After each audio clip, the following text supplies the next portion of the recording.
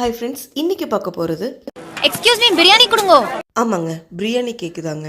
Customer கால் பண்ணி எனக்கு biryani cake பண்ணி கொடுக்க முடியுமான்னு கேட்டாங்க. நான் கூட கேக்கில் பிரியாணி நினச்சேன், ஆனால் பிரியாணியில் கேக்குன்னு அவங்க கேட்டாங்க.